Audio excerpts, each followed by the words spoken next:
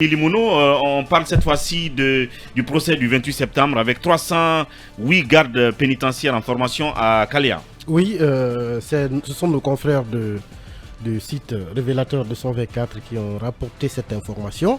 Le ministre de la Justice est actuellement en tournée et voilà, il s'est retrouvé avec son cabinet sur le site de formation donc, de ces 308 gardes pénitentiaires qui sont, comme vous l'avez dit, en formation dans le cadre de la sécurisation du procès des massacres du 28 septembre. Bien. Et quand même, un détail, c'est qu'ils sont là-bas depuis 3 mois. Ils sont en formation depuis 3 mois.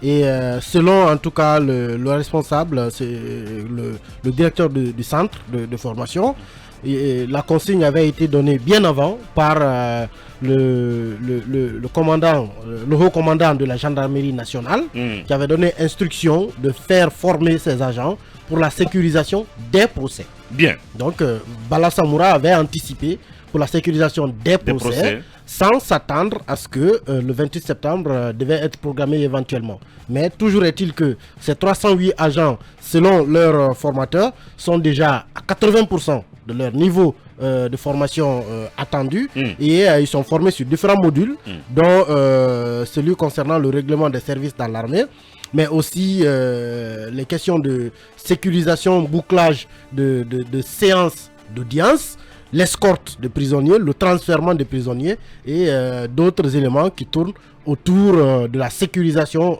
d'un procès. Donc on pense que c'est donc une première cohorte qui pourrait éventuellement entrer déjà en action dès le procès du 28 septembre qui est annoncé par le ministre avant la prochaine date anniversaire.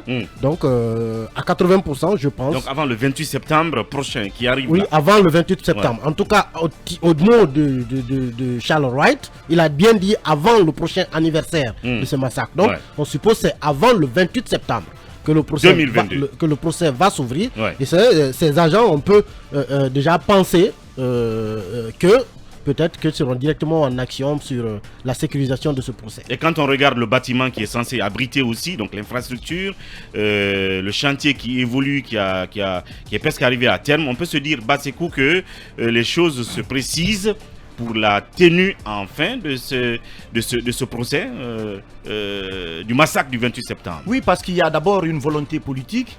Le CNRD, quand il a pris le pouvoir, après la composition du gouvernement, on a vu notamment dans les priorités du CNRD, la volonté notamment de rendre justice, de faire justice notamment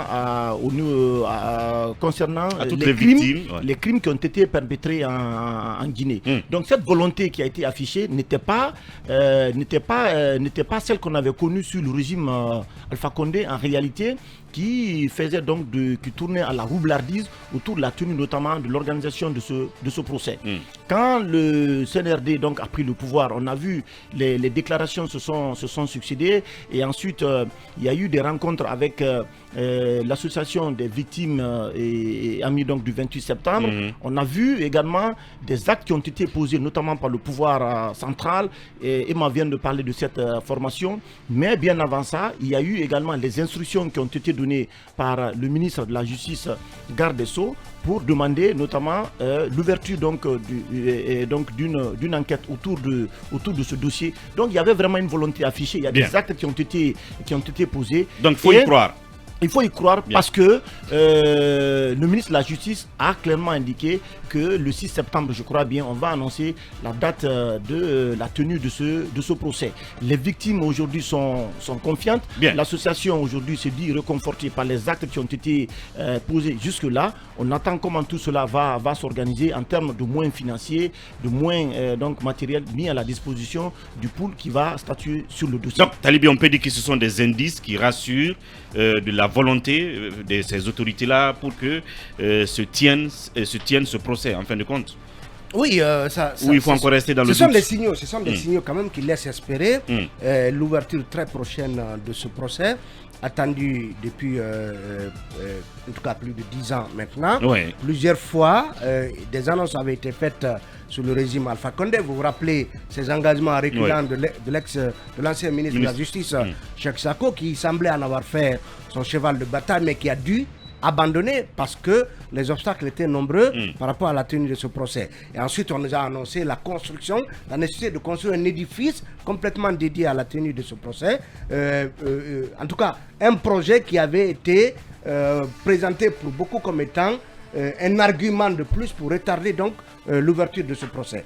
Alors, si le challenge c'est de pouvoir ouvrir les travaux de ce procès avant le 28 septembre, c'est tout à l'honneur du CNRD et on voit à quel point Charles White donc, est actif. Ce qui veut dire que nous sommes à quelques 4 semaines. Oui. À 4 semaines donc de... Voilà, on a vu comment Charles White est actif sur le terrain. Il a reçu déjà les membres du comité de pilotage qui ont tenu des réunions autour de ce procès. Bien. Toujours est-il qu'il faut se poser la question de savoir est-ce que ce procès va commencer en présence effective, physique d'un de ses plus grands tous les acteurs, concernés, notamment le capitaine Moussa Dadis Camara, dont des rumeurs nous disaient qu'il était discrètement rentré en Guinée. Bien. Toujours est-il que, voilà, espérons que ce procès enfin commence, même si par ailleurs, on se demande, voilà, des explications ont été données à cet effet pourquoi le général Sekouba Konaté, qui était pourtant ministre de la Défense à l'époque, n'a pas été concerné par la procédure d'enquête, par